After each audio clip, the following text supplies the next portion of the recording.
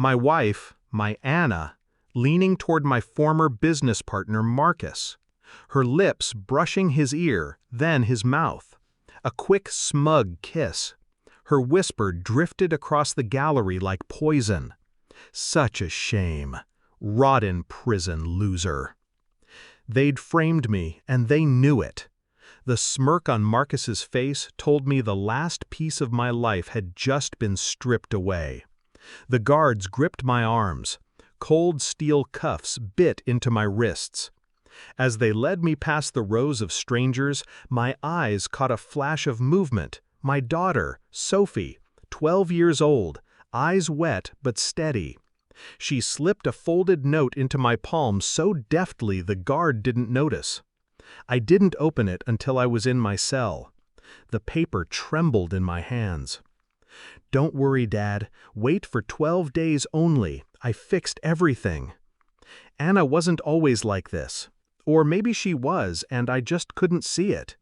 15 years ago, she was the girl who sat on the hood of my beat-up Chevy, barefoot, laughing as I told her I'd build us a future from scratch. She believed me, or pretended well enough. Marcus came later, college friend, sharp mind, dangerous charm. We built a logistics empire together. I handled operations, he handled sales. I trusted him with numbers, contracts, and eventually my family. The first crack appeared a year ago. A late-night call from a client about a deal I supposedly signed, except I hadn't. I brushed it off as a clerical error. Then money vanished from the accounts. Documents went missing. Every discrepancy pointed to me. Marcus stayed close, offering sympathy and help. Anna grew distant. 3 months later, the police stormed my office. Fraud, embezzlement, racketeering, the works. The evidence was airtight. It had Marcus's fingerprints, but on paper, they looked like mine. In court, I watched Anna sit beside him every day, pretending to be there for me, but her eyes never met mine. It wasn't until the verdict that she dropped the mask entirely. That kiss, it was a sentence worse than the judge's. But Sophie, my quiet, observant Sophie, she'd been watching too.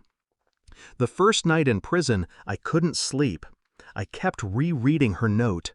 12 days. Why 12? What had she done? On day 3, I got my answer, or part of it. My cell door clanged open, and the guard tossed in an envelope. No return address. Inside was a photo. Marcus in his office, on the phone, face pale. Beside him, a thick folder labeled with my company's name. Written on the back in Sophie's looping handwriting, "Just wait." On day 7, another package, a USB stick hidden in a toothpaste box. I borrowed a contraband phone from a lifer in exchange for my untouched commissary stash. The video on the drive showed Marcus and Anna in a hotel room.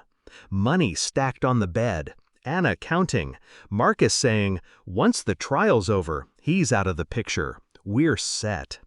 My daughter had evidence, real evidence, enough to unravel everything. Day 12. The guard came for me after breakfast. "Attorney visit," he said. Except it wasn't my attorney. It was Sophie. She'd grown in those 12 days. Not in size, she was still my little girl, but in presence. She slid a thick folder across the table. "I sent it all to the DA, Dad, and to 3 reporters. They're tearing Marcus apart right now." My hands shook. "How did you?" "Your old office. You're safe. I knew the code. I followed them, recorded everything. Even found the offshore account in Mom's name." She looked at me like she'd just taken back our family name with her bare hands. The next morning, the prison warden called me in. My conviction was vacated pending review. By nightfall, I was free. Freedom didn't taste like I remembered. It tasted sharper. I didn't go home. I went to the press conference instead. Marcus stood there, cameras flashing, reporters shouting. He was pale, sweating under the heat of 100 questions. Anna was at his side, clutching his arm like a drowning woman. The lead reporter's voice cut through.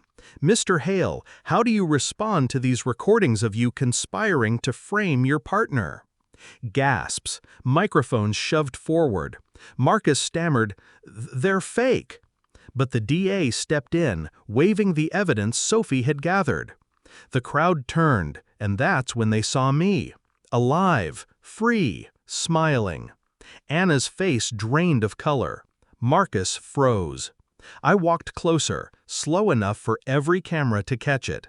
"I told you once, Marcus, betrayal comes with a bill.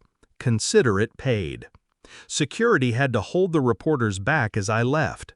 2 weeks later, Marcus was indicted on multiple counts. Anna's assets were frozen. Her name became toxic in every circle she'd ever tried to impress. The house went first, then the cars, then the friends. I heard she tried to visit me once. I didn't take the meeting. Some nights I think about the life they stole from me, the years they tried to bury me for. But then I remember Sophie's steady eyes in that courtroom, the weight of her note in my palm. They thought they'd taken everything. Instead, they taught my daughter the value of precision, patience, justice. As for me, I'm not the man they framed. I'm something far worse for them, free and watching.